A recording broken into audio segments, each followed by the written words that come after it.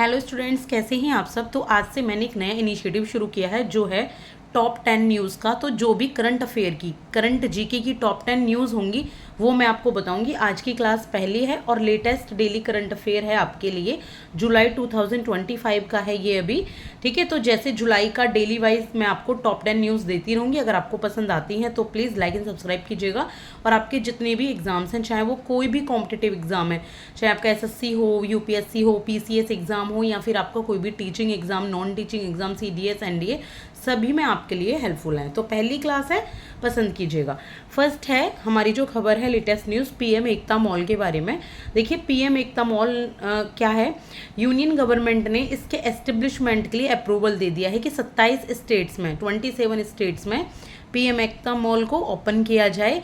ये एक पार्ट है वन डिस्ट्रिक्ट वन प्रोडक्ट का। वन डिस्ट्रिक्ट वन प्रोडक्ट मतलब जैसे कोई भी एक डिस्ट्रिक्ट है, किसी भी डिस्ट्रिक्ट को ले लीजिए, वहाँ का जो भी फेमस प्रोडक्ट है, जो भी जीआई टैग वाले प्रोडक्ट हैं, तो वो सभी एक पीएम एकता मॉल में सभी के सभी डिस्ट्रिक्ट के प्रोडक्ट वहाँ दिखाए जाएंगे। वहाँ से लोग खरीद बेच सकते हैं उन प्रोडक्ट्स को, ठीक है। ये एक तरीके से सबको एक करने का काम किया है, एक करने का काम हो रहा है। 4796 यानी कि 4796 करोड़ की प्रोजेक्ट कॉस्ट आएगी।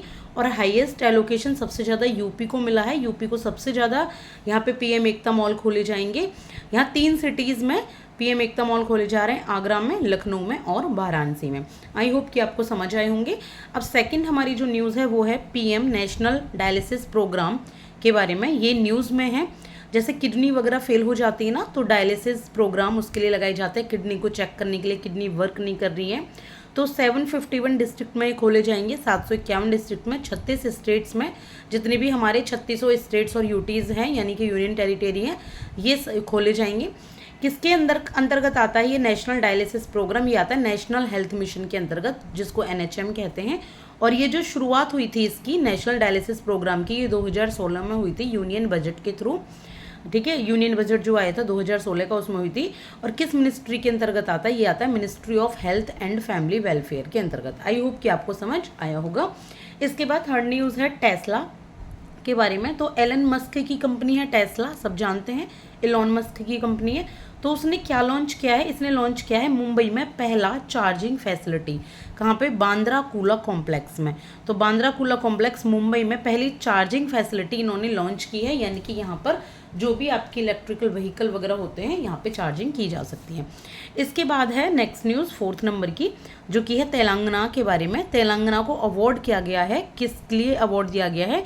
कि उसने मैक्सिमम ऑर्गन डोनेट किए हैं। सबसे ज़्यादा शरीर के जो अंगदान होता है वो डोनेट किए हैं। 0.8 पर 10 लाख डोनेशन आई है। 10 लाख में से 0.8 लोगों ने डोनेशन दिया है इसमें। इसको किसने अवार्ड किया है? नोटो ने अवार्ड दिया है, national organ and tissue transplant and इसने अवार्ड दिया है। तो ये एक ऑर्गेनाइजेशन है। इसके बाद थोटा क्या करती है? थोटा जितने भी ये ऑर्गन डोनेट होते हैं तो इनको इक्वली कहाँ कहाँ डिस्ट्रीब्यूट करना है, किस किस को प्रॉब्लम हो रही है, तो डिस्ट्रीब्यूशन देखती है सारा। थोटा की फुल फॉर्म क्या है? Transplant of human organs and tissue act, transplantation, ठीक है। इसको ट्रांसफ़र करने का काम करती है, ऑर्गन को डोनेट करने का काम करती है। और 15th Indian organ donation day मनाया गया है 3 अगस्त 2025 को। इसके बाद हम बात करेंगे सरस्वती बैंक मर्जर की with new India cooperative bank by RBI. तो सरस्वती बैंक का मर्जर किया गया है 4 अगस्त को न्यू इंडिया कोऑपरेटिव बैंक में। किस में किया गया है? न्यू इंडिया कोऑपरेटिव बैंक में, आरबीआई के द्वारा। तो ये हैं अभी टॉप की 5 न्यूज़। बाकी टॉप की 5 न्यूज़ आगे हैं। तो ये है हमारी 6th news. India's first AI powered anganwadi centre in Maharashtra, Nagpur district pilot mission Bal Bharati. तो एक पायलट मिशन है बाल भारती नाम से। तो इंडिया का पहला एआई पावर्ड आंगनवाड़ी सेंटर खोला गया है महाराष्ट्र में, नागपुर डिस्ट्रिक्ट में, ठीक है। महाराष्ट्र मुंबई में नागपुर डिस्ट्रिक्ट में एक आंगनवाड़ी सेंटर खोला गया है जो एआई से चलेगा, आर्टिफिशियल इंटेलिजेंस, वहाँ पे टेक्नोलॉजी इस्तेमाल की जाएगी। इसके बाद बात करेंगे 7th न्यूज़ की। तो India's first make in India. तो क्या इंडिया का फर्स्ट मेक इन इंडिया है? Green hydrogen plant. यहाँ पे कहाँ पे खुल रहा है? Deen Dayal port, Kandla port. Kandla port का नाम था, कांडला पोर्ट है गुजरात में, उसका नाम रखा गया दीन दयाल पोर्ट, नाम चेंज हुआ था। तो ग्रीन हाइड्रोजन प्लांट वहाँ पे ओपन किया जाएगा। 1950 में कांडला पोर्ट बना था, 1950 में, और एक मेजर पोर्ट है और एक नेचुरल हार्बर है। इसके बाद बात करेंगे नंबर 8 एक न्यूज़ है सावलकोटे हाइड्रो पावर प्रोजेक्ट की। तो क्या न्यूज़ है कि सेंटर ने एक टेंडर इनवाइट किया है, एक टेंडर जारी किया है कि 2185 मेगावाट का चेनाब रिवर पर एक हाइड्रो पावर प्रोजेक्ट बनाया जाएगा और इंडस वाटर ट्रीटी के अंतर्गत आता है। ये इंडस वाटर ट्रीटी थी ना, सेम इसी तरीके से। देखिए पहले इंडस वाटर ट्रीटी को समझते हैं। इंडस वाटर ट्रीटी क्या थी? एक वेस्टर्न रिवर होती है, ईस्टर्न रिवर होती है, ठीक है। तो यहाँ पे हम अभी इसको सिंधु नदी को ही समझते हैं।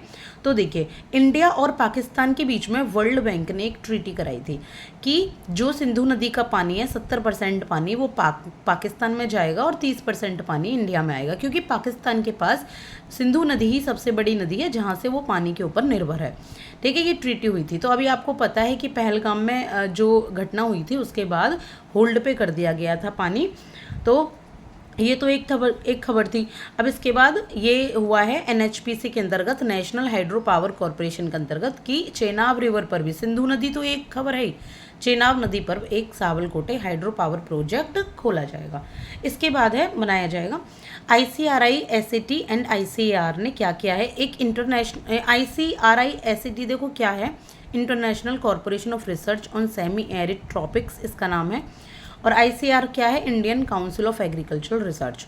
तो इन्होंने लॉन्च किया है एक AI real time climate advisor to farmers के लिए एक आर्टिफिशियल इंटेलिजेंस की क्लाइमेट कैसा चल रहा है, ताकि उनके फार्म को, उनके खेतों को नुकसान ना हो सके जो भी वो फसल बो रहे हैं। तो एक real time climate advisor launch किया है, किसके द्वारा? आईसीआरआई एसएटी और आईसीएआर के थ्रू है ये। पहली बार महाराष्ट्र में अभी लॉन्च किया गया है, उसके बाद पूरे इंडिया में ये लॉन्च किया जाएगा। इसके बाद है लास्ट हमारी न्यूज़ जो कि बहुत इंपॉर्टेंट है। 2 बुक्स के नाम है यहाँ पे। पहली बुक है द कंसाइंस नेटवर्क, जो कि सुगाता श्रीनिवास ने लिखी है, सुगाता श्रीनिवास राजू ने लिखी है। ये इंदिरा गांधी की इमरजेंसी के बारे में है बुक, 1975 से 77 में ये बुक का नाम है, ठीक है। ये इंदिरा गांधी की इमरजेंसी के बारे में है। दूसरी बुक है the rise of hitman. Hitman किसको कहते हैं? रोहित शर्मा को। तो रोहित शर्मा की स्टोरी को बताया है आर कौशिक के द्वारा। आई होप कि आज की न्यूज़ आपको समझ आई होंगी। मैंने बहुत ही कम टाइम लेकर आपको टॉप 10 न्यूज़ बताई हैं और मैं आपको डेली ही ऐसा इनिशिएटिव लाती रहूँगी अपनी तरफ से। अगर आपको पसंद आता है तो प्लीज़ अप्रिशिएट कीजिएगा, लाइक एंड सब्सक्राइब कीजिएगा। Thank you so much.